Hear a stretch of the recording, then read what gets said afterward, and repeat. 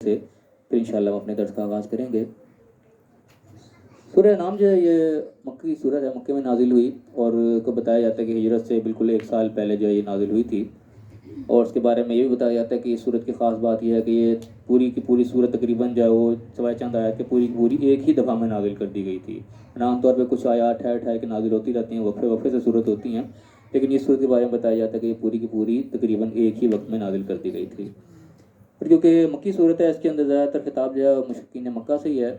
تو اس کے اندر زیادہ تر توحید کے حوالے سے بات ہوئی ہے اور شرک کو جو ہے وہ زیادہ تر ایڈریس کیا گیا کہ شرک سے بچنا چاہیے، اور توحید کو جو ہے زیادہ زور و شور کے ساتھ بیان کیا گیا، کیونکہ مکے میں زیادہ مشرکین سے انہی کے ساتھ خطاب ہوتا تھا، تو اسی کے حوالے سے زیادہ تر اس کے اندر آیات ہیں۔ اور اس کے حوالے سے خاص طور پہ اس کے اندر جو ایک غور طلب چیز یہ ہے کہ اس کے آیات کے حوالے سے ایک اختلاف بھی پایا جاتا ہے۔ بعض اہل علم کے نزدیک اس صورت کی آیات کی تعداد وہ 165 ہے اور بعض کے نزدیک 166 ہے۔ یہ اس کے اندر ایک انوکھی سی بات ہے اس صورت کی۔ تو جن کے نزدیک 165 آیات ہیں، وہ آیت نمبر 72 اور 73 میں جا کے وہاں پہ یہ اختلاف پیدا ہوتا ہے اس گنتی کے اندر۔ یہ ہم 72 فرقے اور 73 فرقے کے حوالے سے ہم یاد رکھ لیں۔ آیت نمبر 72 جو ہے نا، اب اس میں یہ سامنے میرے سامنے پڑا ہے، اس کے اندر 165 آیات ہیں جو میرے پاس گھر میں قرآن پاک موجود ہے، جو انگلش ترجمے والا ہے، اس کے اندر اردو بھی اور انگلش بھی ہے، جو فتح محمد جلندری کا اس کا اردو ترجمہ ہے اور مارماڈیو پکتھال کا جو ہے وہ انگلش ترجمہ ہے۔ اس کے اندر انہوں نے 166 آیات لکھی ہیں۔ اسلام 360 میں بھی جو آتا ہے اس کے اندر بھی 165 آیات شو کرتے ہیں وہ۔ تو آیت نمبر 172 میں جا کے خالی 72 172 نہیں، 72 تھے، 1 سے لے کے 72 تک تو بالکل ایک جیسے چلتے ہیں۔ 72 سے جو اگلی 73 نمبر آیت شروع ہوتی ہے، اس کے اندر جو ان کے ہاں 166 ہیں، وہ 73 74 کے درمیان کی آیت کو بھی ایک آیت بناتے ہیں اور اس سے اگلی آیت پہ جا کے 74 نمبر لگا دیتے ہیں، جبکہ جن کے نزدیک 65 ہے وہ اگلی 2 آیات کو ایک ہی آیت شمار کرتے ہیں، وہ اس آیت کو یعنی کہ لمبا کر لیتے ہیں اور اس کے نزدیک ایک آیت وہ گھٹ جاتی ہے۔ تو یہ اختلاف جو ہے نا بعض اور جگہ بھی پایا جاتا ہے، خاص طور پہ بسم اللہ کے حوالے سے آیت پایا جاتا ہے کہ بعض لوگوں کے نزدیک جو ہے الحمدللہ کے جو ہے کہ بسم اللہ الرحمن جو شروع ہوتی ہے، وہ بعض کے نزدیک بسم اللہ جو ہے آیت نمبر 1 ہے اور الحمدللہ جو اس کو آیت نمبر 2 شمار کرتے ہیں، اور بعض کے نزدیک بسم اللہ جو ہے وہ سورت کے اندر یعنی کہ ویسے ایک کیا 2 صورتوں کے درمیان ایک علیحدہ کرنے کے لیے لکھ دی کہ وہ آیت اس کو شمار نہیں کرتے، وہ سورت کے حوالے سے آیت نمبر 1 شمار کرتے ہیں، اس الحمدللہ رب العالمین کے نزدیک آیت نمبر 1 ہے۔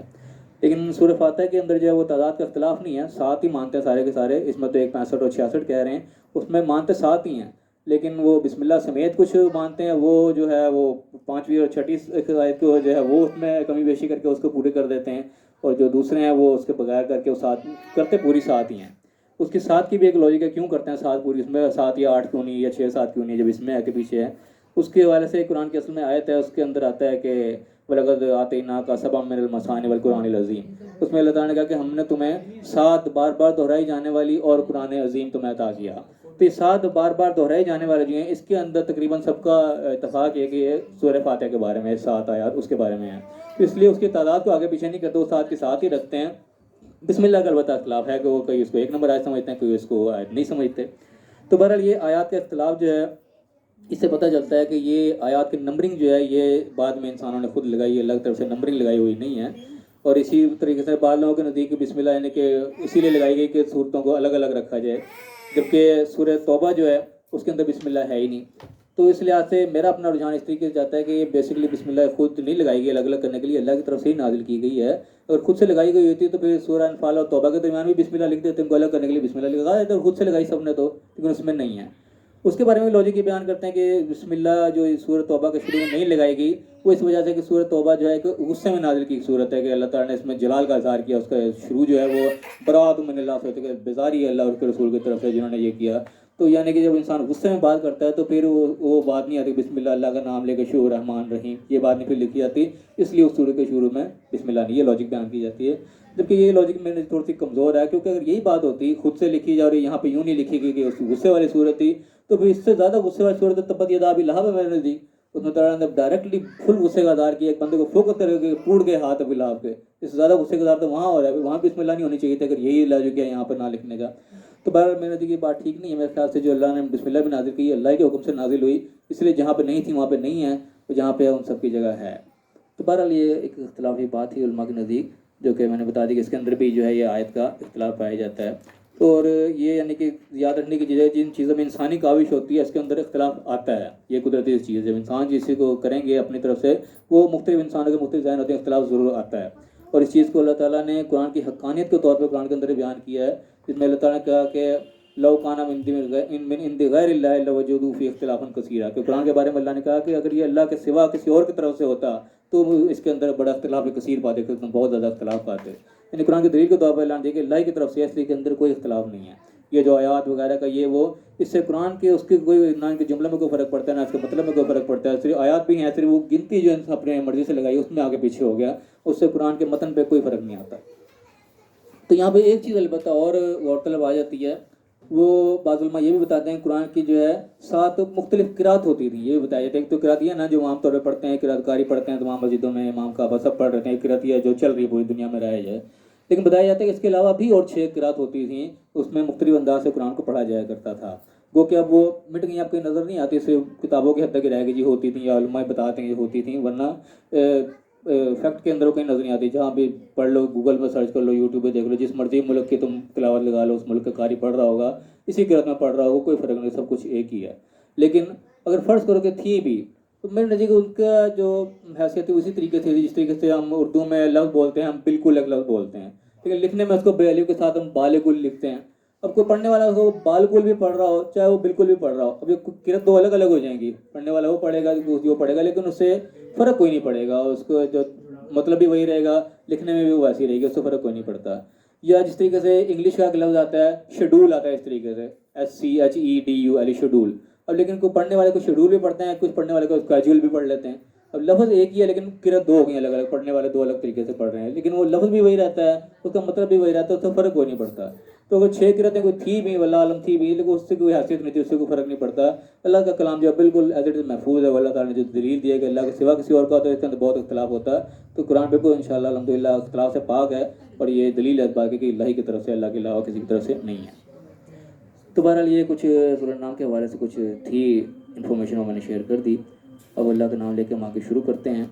آیت نمبر 10 تک جو ہے ہم پڑھ چکے ہیں، ہم نے ریویژن کیا اس کا، کہ اس کا اختتام اس چیز پہ ہوا اصل میں کہ اللہ تعالیٰ نے لوگوں کو تذکرہ کیا جنہوں نے انبیاء کو جھٹلایا، ان کی بات کو مذاق لیا، ان کو سیریس نہیں لیا، جس طریقے سے ہم بھی بہت سی چیزوں کو مذاق سمجھ لیتے ہیں، سیریس نہیں لیتے، لیکن اللہ نے بتایا کہ جو وہ مذاق سمجھتے تھے اسی چیز کے وہ گھیرے میں آخرکار آ گئے۔ یہاں پہ ہمارا اختتام ہوا تھا پچھلے رکوع کا،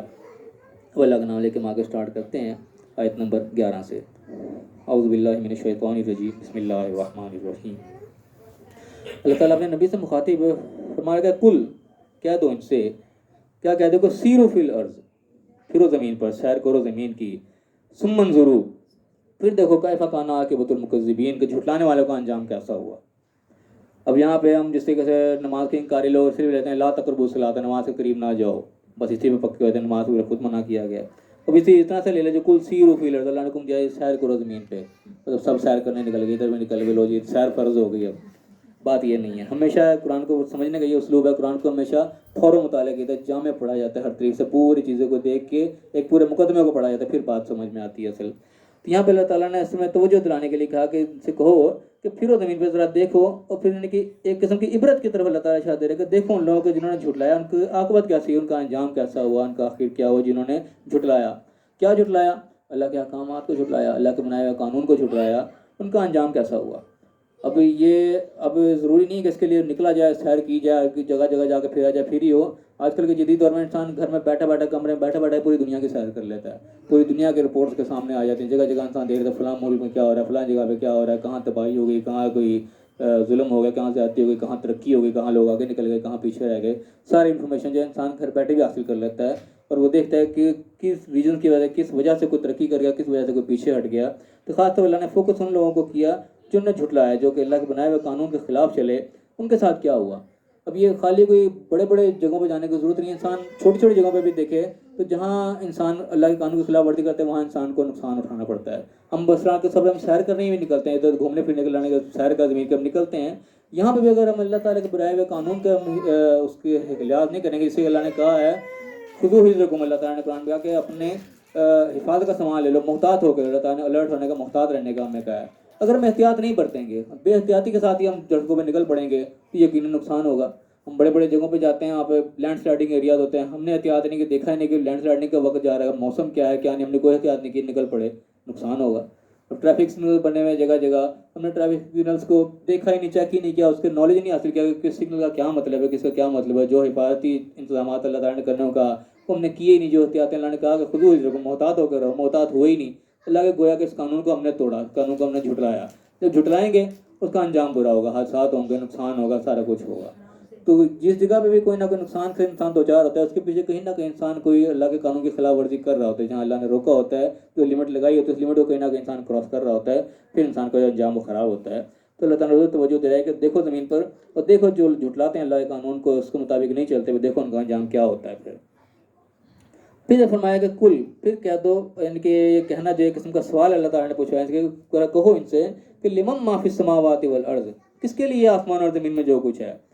پھر فرمایا کہ کل للہ، کہہ دو اللہ کا ہے، یعنی کہ توجہ دلاؤ کی اس طرف کہ آسمان اور زمین میں جو کچھ بھی ہے یہ کس کا ہے۔ جب کچھ نہ بول سکیں گے تو تم جواب دینا کہ اللہ ہی کا سارا کچھ، تمہارا کچھ نہیں ہے۔ یعنی کہ یہ چیز بار بار انسان کو یاد دلائی جاتی ہے کہ انسان دنیا کے لیے دوڑ لگا رہا ہوتا ہے، ایک دوسرے کے پیچھے بھاگ رہا ہوتا ہے، جسے کو چھین رہا ہوتا ہے، لڑ رہا ہوتا ہے، جھگڑ رہا ہوتا ہے، سارا کچھ کیا ہوتا ہے دنیا کے لیے، فوکس دنیا ہی ہوتی ہے، آخر کے لیے کوئی لڑ جھگڑ نہیں رہا ہوتا، دنیا کے لیے کر رہا ہوتا ہے۔ اللہ تعالیٰ مختلف جگہوں بار بار اس چیز کو یاد دلاتا ہے کہ دنیا میں جو کچھ بھی ہے تمہارا نہیں ہے، سب کچھ ہے اللہ ہی کا ہے۔ سوال کر رہا ہے، پوچھ رہا ہے بتاؤ کس کا ہے، کوئی نہیں کہہ سکتا یہ میرا ہے، تم نے چھوڑ کے جانا ہے، خاص کوئی بھی نہیں لے کے جاتا۔ انسان اس چیز سے بہت اچھی طرح واقف ہے، لیکن بس دنیا کے مگن میں انسان اس چیز کو بھلا بیٹھتا ہے، گرد پڑ جاتی ہے اس کے اوپر کہ ایک دوسرے کا چھیننے کی طرف چل پڑتا ہے، اس کا غصب کرنے کی طرف چل پڑتا ہے کہ میں اس کا بھی حق مان لوں، اس کا اپنا بنا لوں کچھ، اگر اس کا اپنا ہوتا کچھ نہیں ہے۔ یہ حقیقت اللہ تعالیٰ بار بار یاد دلاتا ہے۔ یہاں بھی اللہ کہہ رہا ہے کہو ذرا ان سے کس کا آسمان و زمین میں جو کچھ بھی ہے، کہہ دو اللہ ہی کا ہے۔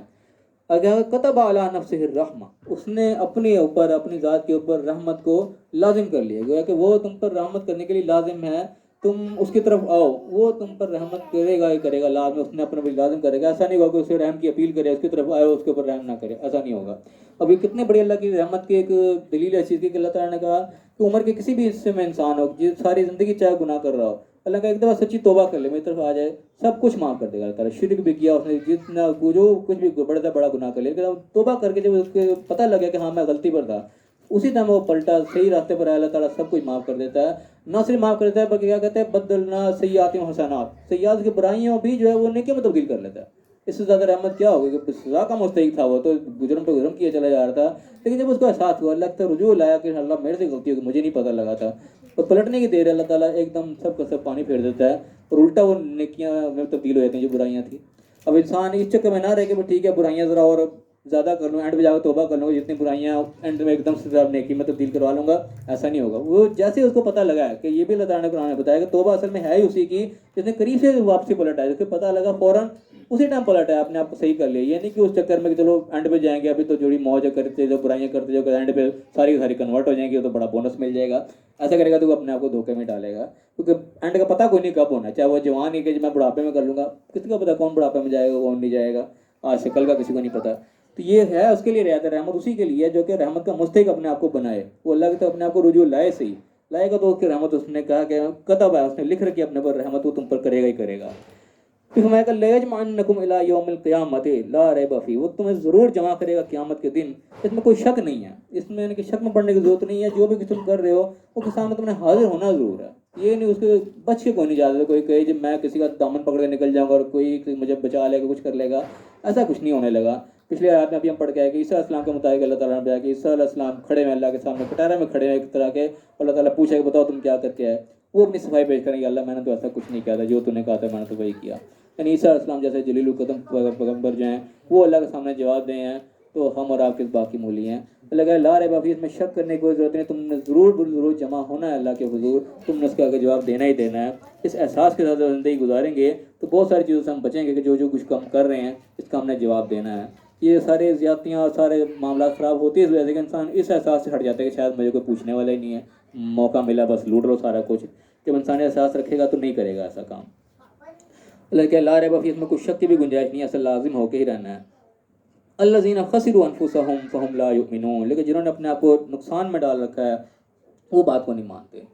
اب نقصان میں کس نے ڈال رکھا ہے؟ اللہ تعالیٰ نے قرآن پاک کی 2 آیات کے اندر اسی کا تذکرہ کیا کہ انسان میں ڈالنے والے کون ہیں، اور دونوں میں اللہ تعالیٰ نے عبادت کی طرف توجہ دلائی کہ جس نے کسی اور کو معبود بنا لیا، وہاں پہ اللہ کہا کہ تم نے بنا لو جس کو معبود بنانا چاہتے ہو، کہ عبادت کرنا چاہتے ہو کر لو. کہ جس نے اپنے آپ کو بھی اپنے گھر والوں کو بھی قیامت کے دن نقصان میں ڈال دیا، وہ سب سے بڑا نقصان پھر وہی ہے. یعنی اللہ کی عبادت کے علاوہ کسی اور کی عبادت میں لگ گیا. کیا مطلب اس کا؟ عبادت کا مفہوم ہمارے ذہن میں رہنا چاہیے. عبادت کا اصل مفہوم ہوتا ہے غلامی کرنا. الہ کا مطلب ہوتا ہے معبود، وہ ہستی جس کی عبادت کی جائے. عبادت کا مطلب ہوتا ہے، اب کہتے ہیں غلام کو ہیں. عبادت کا مطلب غلامی، کہ ہم کسی اور کی غلامی میں پڑ گئے، اللہ کی غلامی کو چھوڑ کے. حکم ماننا اللہ کا تھا، اللہ کے چھوڑ کے کسی اور کے حکم کو ماننے لگے، کسی اور کے حکم کو ہم نے پرائورٹی دے دی، اللہ کے حکم کو ہم نے پس پوچھ ڈال دیا اور اس کے پیچھے لگ گئے، جو کہ اللہ کے حکم کو ہم نے دیکھا نہیں، یہاں منع تھا، اجازت تھی، نہیں تھی. چاہے ہم نے اپنے خواہشات کو اپنا الہ بنا لیا ہو، چاہے ہم نے کسی پیر مرشد کو بنا لیا ہو، کسی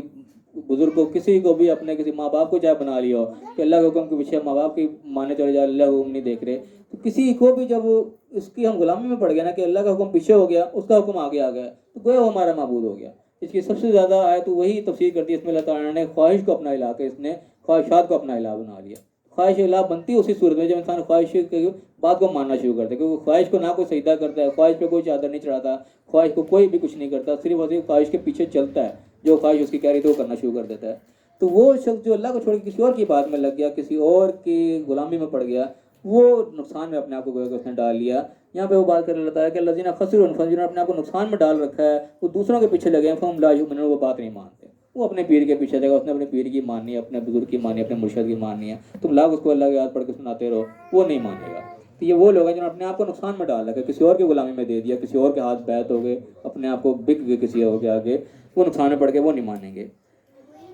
پھر فرمایا کہ وَلَهُ مَا سَكَنَ فِي اللَّيْلِ وَالنَّهَارِ. اب یہ آیت بھی آنے کی بڑی اور طرف اللہ تعالیٰ نے یہاں کیا بات کری ہے کہ جس طرح عام طور پہ قرآن میں یہ آتا ہے کہ لہو ما فی السماوات و ما، جو کچھ آسمان و زمین میں اسی کا. یہ ایک جنرل ٹرم اللہ تعالیٰ جگہ جگہ یوز کرتا ہے. یہاں پہ اللہ نے اسی بات کو کسی اور انداز سے کہا ہے کہ لہو اسی کے لیے ہے، ما سکن فی اللیل والنہار، جو کچھ بھی سکن سکونت پذیر ہے، قرار پکڑے ہوئے ہے یا سکون سے ہے، رات میں بھی اور دن میں بھی.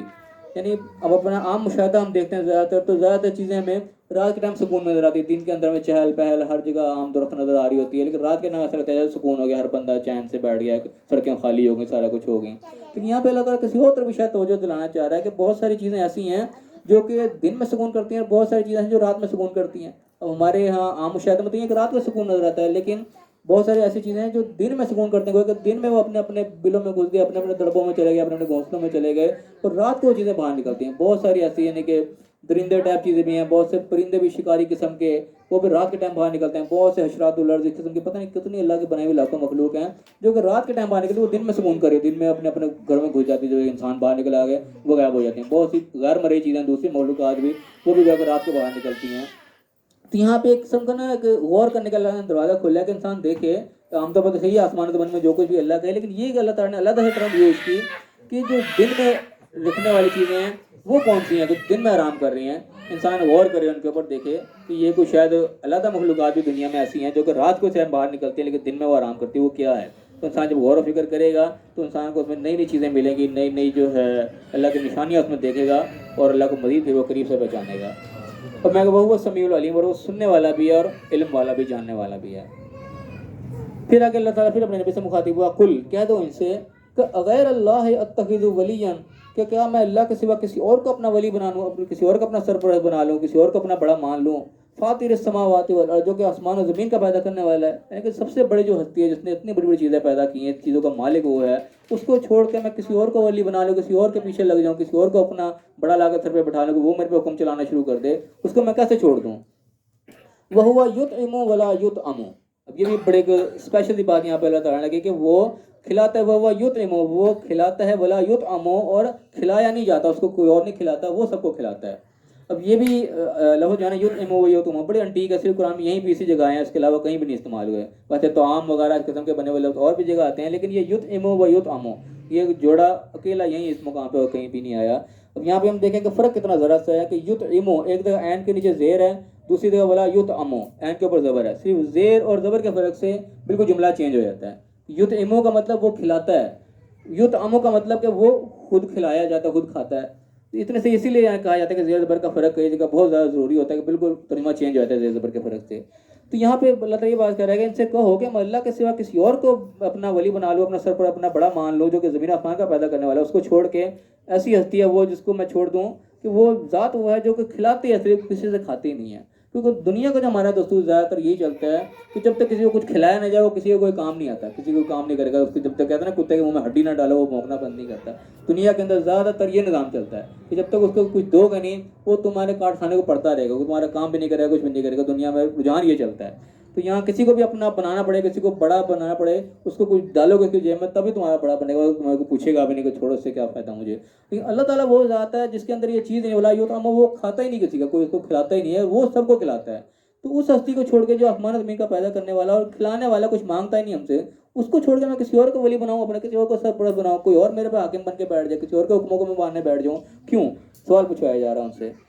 کل پھر فرمایا کہ کہہ دو ان سے کہ انی امرت ان اکون اول من اسلم، کہ مجھے یہ حکم ہے کہ میں سب سے پہلے وہ بنوں جو کہ فرما بردار ہوں. یعنی کہ سب سے پہلے فرما برداری میں نے کرنی ہے، یہ مجھے حکم ہوا ہے کہ جو احکام میں تمہیں دے رہا ہوں، جو تعلیمات میں تمہیں دے رہا ہوں، سب سے پہلے میں نے اس کو چل کے دکھانا ہے. سب سے پہلے میں نے ایک سمپل یعنی کہ سیمپل پیش کرنا ہے، کہ اسوہ پیش کرنا ہے، اسوہ حسنہ. یہ مجھے حکم ہے سب سے پہلے، کہ ہے نہیں کہ دوسروں کو نصیحت خود میں فضیلت کو دوسروں کو بتائی جائے، اپنا پتہ ہی نہیں. حکم یہ ہے کہ سب سے پہلے اول ہے میں نے کہ من اسلم، جس نے سر تسلیم خم کرنا ہے. ولا تکونن من المشرکین، اور میں مشرکوں میں سے نہیں ہونا. سب سے پہلے یعنی کہ حکم مجھے ہے.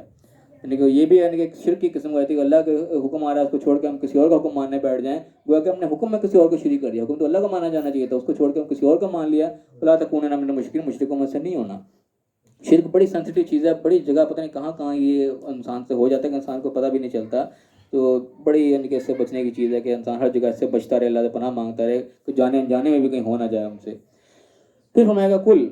کہ بار بار نکل اللہ تعالیٰ کہلوار ہے، کل کہہ دو ان سے کہ انی اخاف ان عصیت ربی عذاب یوم عظیم. یہ بڑی زبردست سخت قسم کی آیت ہے کہ اللہ تعالیٰ اپنے نبی سے کہلوار ہے. کہہ دو ان سے کہ انی اخاف، میں خود ڈرتا ہوں اس چیز سے کہ ان عصیت ربی، اگر میں اپنے رب کی نافرمانی کروں، عذاب یوم عظیم، کہ بڑے دن کا عذاب کہ مجھے نہ آگے پکڑ لے. لیکن اللہ کے نبی اس چیز سے خوف کھا رہے کہ ہم کوئی نافرمانی نہ لائی کر بیٹھیں. حالانکہ وہ تو فرما برداری کر رہے ہوتے ہیں. نافرمانی کہیں ہوگی تو سوال ہی پیدا نہیں ہوتا، کہ جانے میں کوئی بھول چوک ہوگی اللہ تعالیٰ وہاں پہ بھی پکڑ کر لیتا ہے. نبی خود اس چیز سے ڈر رہے ہیں کہ ہم کو نافرمانی نہ کر بیٹھے، چاہے ساری زندگی اطاعت میں گزر رہی ہے ان کی، لیکن اس چیز سے وہ ڈر رہے ہیں کہ کہیں نافرمانی ہوگی کہ بڑے دن کا عذاب ہمیں نہ پکڑ لے. اور عام انسانوں کی ہماری کیا اوقات ہے کہ ہم دھڑ دھڑ نافرمانی کر رہے ہوتے ہیں، ہمیں پتہ بھی ہوتا ہے چیز منع ہے، لیکن لوگ کرے چلے جا رہے ہوتے ہیں. کسی کا مال کھا رہے ہیں تو کھا رہے ہیں، پتہ ہے سود کھا رہے ہیں تو کھا رہے ہیں، پتہ ہے جہاں کو بے پردگی بھی ہے تو ہے، پتہ بھی ہے، لیکن نہیں ہوتے. ڈٹائی کے ساتھ جو ہے نافرمانی کر رہے ہوتے ہیں. نماز نہیں پڑھ رہے، پتہ پڑھنی چاہیے، پوچھ بھی لوگ ہاں پتہ ہوگا لیکن نہیں پڑھ رہے، کوئی جواب نہیں، کوئی عذر نہیں ہے لیکن نہیں. کہ کس قسم میں یعنی کہ کتنی زیادہ نافرمانیاں ہو رہی ہوتی ہیں، جانتے بوجھتے ہوئے ہو رہی ہوتی ہیں. اور یہاں نبی کے منہ سے کہلوایا جا رہا ہے کہ تم کہ میں خود خوف کھاتا ہوں اسے کہ میں کہ نافرمانی نہ کر بیٹھوں، اللہ مجھے نہ آ پکڑے. تو نبی اس چیز سے ڈر رہے ہیں تو عام انسان کی تو اوقات ہی کوئی نہیں ہے، پھر اس کو کس درجے کا ڈرنا چاہیے اس چیز سے. پھر فرمائے گا میں یصرف عنہ، جو کوئی اس سے بچا لیا گیا، یعنی کہ عذاب یوم، اس بڑے عذاب سے جو بچ گیا اس سے، یوم الدین، اس دن، فقط رحمہ، تو اس کے اوپر تو بہت رحم ہو گیا. یعنی وہی بچے گا جو اس کے اوپر اللہ کا رحم ہو جائے، جو بچا لیا گیا بہت بڑا رحم اس کے اوپر ہوگا. ورنہ پکڑا گیا تو وہاں پہ بچت کوئی نہیں ہے، وہ آخری فیصلہ ہے، اس کے بعد بچت کی کوئی جگہ نہیں رہتی. کیونکہ وذالک الفوز المبین، اور یہی کھلی کامیابی ہے کہ وہاں پہ اس دن عذاب سے بچ گیا. اصل کامیابی وہی ہے. دنیا میں جتنے مرضی کامیابی لے لیں، عارضی آخر ختم ہو جانی، اس کامیابی کا کوئی وقت نہیں ہے، ایک سے دوسرے دن کا نہیں پتہ. وہاں پکڑے گئے تو سارے ناس، سارا ستیانہ، کوئی اس کا فائدہ نہیں رہے گا. پھر اللہ تعالیٰ فرمائے گا وَإِن يَمْسَسْكَ اللَّهُ بِضُرٍّ، اللہ تعالیٰ تمہیں کسی تکلیف سے آ پکڑے، تکلیف تمہیں چھو لے اللہ کی طرف سے، فَلَا كَاشِفَ لَهُ، تو اس کو الا ہوا، اس کے سوا اس کا کوئی دور کرنے والا نہیں ہے. یعنی کہ اللہ تعالیٰ کا تم نافرمانی کرتے چلے جا رہے ہو، اللہ تعالیٰ کو تکلیف تم پر آ پڑی، کون دور کرے گا؟ کوئی نہیں کر سکتا. یہ اللہ تعالیٰ کی رحمت ہے کہ اللہ تعالیٰ نہیں پکڑ کرتا اسی ٹائم. اللہ تعالیٰ اس چیز کو بھی قرآن میں ذکر کرتا ہے کہ اللہ تعالیٰ اگر انسان کی غلطیوں پہ انسان کو پکڑنا شروع کر دے تو زمین پہ کوئی انسان باقی نہ رہے. اتنے انسان غلطیاں کرتا ہے، سارے کے سارے پکڑ جائیں، کوئی غلطی سے محفوظ نہیں ہے. یہ وہی بات ہے، کتب علی نفس رحمت سے اپنے رحمت کو لازم کر رکھا ہے. اللہ تعالیٰ رحمت کرتا ہے، مہلت دیتا چلا جاتا ہے. تو یہاں پہ وہ بات آ رہی ہے کہ تم پہ اگر کوئی تکلیف پکڑے، تم جو نافرمانی کر رہے ہو ڈھٹائی کے ساتھ، تم پہ کوئی تکلیف آ جائے اللہ کی طرف سے، کون اس کے علاوہ کو دور کرنے والا؟ کوئی بھی نہیں ہے. وَإِن يَمْسَسْكَ بِخَيْرٍ فَهُوَ عَلَىٰ كُلِّ شَيْءٍ قَدِيرٌ، اگر تمہارے پر بھلائی آئے اس کی طرف سے تو ہر چیز پر قادر ہے. بھلائی تو کہیں سے بھی تم پر وہ لے آئے گا. تم کسی تکلیف سے بھی گزر رہے ہو، تم اللہ سے بھلائی کی امید رکھو، چاہے نا امیدی نظر آ رہے، کوئی چانس نظر نہیں آ رہا ہے، لیکن عَلَىٰ كُلِّ شَيْءٍ قدیر ہے. وہ وہاں سے تمہارے لیے سبب پیدا کر دے گا. تمہیں خواب و خیال بھی نہیں ہوگی، تمہارے شرم سے خیر نکل آئے گا. تمہیں توکل اس پہ ہونا چاہیے، تمہارا فوکس یہ ہونا چاہیے کہ ہم سے کوئی نافرمانی نہ ہو. خیر نکل آئے گا، خود بخود وہ نکال دے گا. کیوں؟ اللہ کل شیء قدیر، ہر چیز پہ قدرت رکھتا ہے. تم نہیں سمجھ سکتے کہاں کہاں سے سبب پیدا کر دیتا ہے. پھر فرمایا وَهُوَ الْقَاهِرُ فَوْقَ عِبَادِهِ، وہ اپنے بندوں کے اوپر پورا زبردست ہے، اس سے کوئی پکڑ سے نکل نہیں سکتا، قاہر ہے پورا، ان کی قہر کہتے ہیں قسم کا کسی کو قابو کر لینے کے حوالے سے، بالکل اپنے بندوں کو پورے اس کے قابو کے اندر ہے، کوئی اس سے بچ کے نہیں نکل سکتا۔ وہ الحکیم الخبیر، وہ حکمت والا بھی اور خبردار بھی ہے، پتہ ہے اس کو ہر چیز کا، کوئی ایسے چھپی ہوئی چیز نہیں، خبردار مکمل ہے، حکیم بھی، حکمت بھی ہے، اس کے اگر مہلت بھی دے رہا ہے تو اس کے اندر کوئی حکمت ہے، اس کو تم حکمت سے اس کو فائدہ اٹھاؤ گے، مہلت ملی ہوئی ہے، پتہ بھی ہے کہ نافرمانی میں کر رہا ہوں، پھر بھی اس طریقے سے کفار ہوئے بھی کہتے تھے کہ ہم کو پتہ ہوتا ہے، یہودی وغیرہ جو تھے کہ نبی کو وہ ٹارچر کرتے تھے، ان کو پتہ تھا، پہچانتے بھی تھے حالانکہ اس صحیح ہے کے باوجود بھی وہ ان کو نقصان پہنچاتے تھے، اور وہ کہتے تھے کہ اگر یہ سچا، ہم پتہ ہم تو کر رہے ہیں، ہم پکڑ کیوں نہیں لیتا اللہ تعالیٰ، عذاب کیوں نہیں دیتا جو کچھ ہم اس کے ساتھ کر رہے ہیں، جانتے بوجھتے ہوئے کرتے تھے۔ یہ بھی اللہ کی حکمت ہے، اللہ تعالیٰ مہلت دے رہا ہے تو اس کو نہیں سمجھنا چاہیے، یہ نہیں دیکھنا چاہیے کہ میں بڑا لکی ہوں، میں پتہ نہیں کیا کچھ کرتے جا رہا ہوں، میں پھر بھی بڑا موج میں، مجھے اللہ تعالیٰ پکڑی کوئی نہیں کر رہا، اس کی حکمت ہے، پتہ نہیں کیوں اس نے تمہیں ڈھیل رکھی ہے، ڈرو اس چیز سے کہ پکڑ پھر ایسی آئے گی کہ پھر بچنے کی جگہ کوئی نہیں ہوگی۔ پھر میں کہ کل کہہ دو ان سے کہ ایو شیء اکبر شہادتن، کون سی چیز ہے جو سب سے بڑی شہادت میں گواہی، کس کی سب سے بڑی جو ہے گواہی معتبر ہے، قل اللہ، کہہ دو اللہ ہی کی ہے، شہیدم بینی و بینکم، جو ہمارے تمہارے درمیان گواہ ہے، یعنی کہ جو بھی میں تمہارے سے بات کر رہا ہوں، بتا رہا ہوں تمہیں، جو کچھ تم پیغام پہنچا رہا ہوں، اللہ تعالیٰ گواہ ہے اس چیز کے اوپر کہ تم کیا کر رہے ہو، نافرمانی جانتے بوجھتے ہوئے کر رہے ہو کہ انجانے میں کر رہے ہو، سب سے بڑی گواہی اللہ کی ہے۔ کوئی یہ نہ ادھر پیش کر کے مجھے تو پتہ نہیں تھا، اللہ تعالیٰ گواہ ہے چیز کے، مجھے تو پتہ چل چکا تھا، جانتے بوجھتے بھی کیا جو بھی کیا۔ شہیدم بینی و بینکم، میرے تمہارے درمیان وہ گواہ ہے، وہ اوحی الیہ، میری طرف یہ وحی کیا گیا، حاضر قرآن، یہ قرآن میری طرف وحی کیا گیا، کیوں کیا گیا، انذرکم، کہ میں اس سے تمہیں ڈراؤں، خبردار کروں، متنبہ کروں، بہی ومن بلغ، اور جس تک یہ پہنچے۔ یہاں پہ قرآن کے نزول کا ایک مقصد بتایا گیا، قرآن کیوں نازل کیا گیا، کیوں بتایا گیا، خالی مردے بخشوانے کے لیے نہیں، خالی ثواب کمانے کے لیے نہیں، لانذرکم بہ، کہ میں اس سے تمہیں ڈراؤں، خبردار کر دوں، متنبہ کر دوں، الرٹ کر دوں، تمہیں جو ہے ہائی الرٹ کر دوں کہ کیا کیا ہونے والا ہے، آگے تم غفلت کی زندگی گزار رہے ہو، ہوش کے ناخن لو، یہ اس کا مقصد ہے۔ ومن بلغ، جس تک یہ پہنچے، جس تک بات پہنچ گئی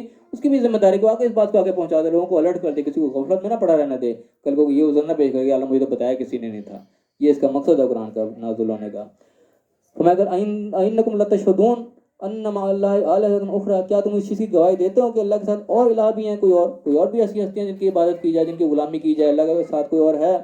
کل کہہ دو کہ لا اشہد، میں اسی کی گواہی نہیں دیتا، کل کہہ دو انما ہوا الہ واحد، کہہ دو کہ وہ اللہ الہ واحد ہی ہے، اس کے علاوہ کوئی نہیں، واننی بریء مما تشرکون، جو بھی تم شرک کرتے ہو میں اس سے بری و ذمہ ہوں، میرا اس سے کوئی تعلق نہیں ہے، اللہ کے سوا کوئی الہ نہیں ہے، کوئی ایسی ذات نہیں ہے جس کی عبادت کی جائے، جس کی غلامی کی جائے، جس کو یہ درجہ دیا جائے کہ اس کے حکم مانتے چلے جاؤ اور کوئی پوچھنے والا کوئی نہ ہو تمہیں، ایسی اندھا دھند جو ہے حکم غلامی کسی کی بھی نہیں کرنی، صرف اللہ کی ذات ہے وہ، اور میں بری ہوں کہ جو بھی تم شرک کرتے ہو۔ الذین آتیناہم الکتاب، جن لوگوں کو کتاب دی گئی ہے، یعرفونہ کما یعرفون ابناءہم، یہاں وہ بات ہے کہ اس کو پہچانتے ہیں اس طریقے جیسے اپنے بیٹوں کو پہچانتے ہیں۔ اب یہ یعرفونہ کی ضمیر دونوں طرف جا سکتی ہے کہ اللہ کے نبی کو بھی اس طریقے سے پہچانتے ہیں اس طرح اپنے بیٹوں کو پہچانتے ہیں، یا اس کتاب کی طرف بھی جا سکتی ہے، جو کتاب ان کو دی جا رہی ہے اس کو پہچاننے کے اللہ کی طرف سے، کوئی پہچاننے میں کوئی شک نہیں ہے کہ اپنی طرف سے لکھ کے لے آیا ہے یا کوئی شاعر سکھا کے چلا گیا ہے، پہچاننے میں کوئی اللہ کی طرف سے پیغام آیا، اس میں کوئی شک کی بات نہیں ہے۔ کتنا کلیئر پہچانتے ہیں، یعرفون ابناءہم، جیسے اپنے بیٹوں کو پہچانتے ہیں، انسان 100 بچوں میں کھڑا اپنے بیٹے کو پہچان لے گا کہ یہ میرا ہے، کوئی شک کچھ کی بات نہیں ہوتی اس کے اندر، یہ اس طریقے سے پہچان رہے اس حق کو جو اللہ کی طرف سے نازل ہو گیا ہے۔ الذین، لیکن بات پھر آگے گا، الذین خسروا انفسہم، لیکن جنہوں نے اپنے آپ کو خسارے میں ڈال رکھا ہے، انہوں نے اپنے آپ کو کسی اور کی غلامی میں دے رکھا ہے، انہوں نے ماننی نہیں کسی کی بات، جب فہم لا یؤمنون، پھر وہ نہیں مانتے، جانتے بوجھتے ہوئے نہیں مانتے، جتنے مرضی دلائل پیش کر دو، جب انہوں نے کسی اور کے آگے اپنے آپ کو بیچ دیا پھر وہ نہیں مانیں گے، خود بخود جو اپنے آپ کو نقصان میں وہ ڈال رہے ہیں۔ اسی کے ساتھ یہاں ہمارا آج کا رکوع ختم ہو رہا ہے، آیت نمبر 20 کے اوپر ہمارا رکوع یہ ختم ہوتا ہے۔ اب اس کے جو مین پوائنٹس ہیں ان کے اوپر اپنی نگاہ ڈال لیں، اس کے بعد جس نے کسی نے سوال کرنا پھر وہ کر سکتا ہے۔ سب سے پہلی بات یہاں اللہ نے کیا یاد دلائی کہ پھرو زمین پہ اور دیکھو جھٹانے والوں کا انجام کیسا ہو، جو اللہ کے قانون کو نہیں مانتے، اپنی مرضیاں کرتے ہیں، ان کا دیکھو پھر انجام کیا ہوتا ہے، وہ نقصان اٹھاتے ہیں۔ پھر سوال کیا کہ بتاؤ زمین آسمان کی جو کچھ ہے کس کے لیے ہے؟ اللہ کے لیے ہے، یعنی کہ احساس دلایا کہ دنیا میں کچھ نہیں ہے تمہارا، اس کے لیے مت لڑو، مت اپنے آپ کو جھگڑا کرو، مت آخرت اپنی برباد کرو، یہ دنیا چھوڑ کے جانا ہے، آخر کار یہ اللہ کا سب کچھ۔ اللہ ذات کون سے جس نے اپنے اوپر رحمت کو جو ہے وہ لکھ رکھا ہے، وہ تم پر رحمت کرنے کے لیے تمہیں سارا کچھ بتا رہا ہے، وہ نہیں چاہتا کہ تمہیں عذاب ہو، اس کو عذاب دے گا کچھ نہیں ملے گا، اور تم نے اس کے سامنے حاضر بھی ہونا ہے قیامت کے، تم سب کو جمع کرے گا، اس میں کوئی شک نہیں ہے، اس چیز کا احساس اپنے اندر زندہ رکھو۔ پھر اللہ نے توجہ دلائی کہ آسمان رات اور دن میں جو چیزیں سکونت پذیر ہیں وہ سب کی سب بھی اللہ کی ہیں، یعنی کوئی چیز بھی ایسی نہیں ہے جو اللہ کی نہ، سب کی اللہ کی، تمہارا یہاں پہ کچھ بھی نہیں ہے، وہ جاننے والا بھی ہے۔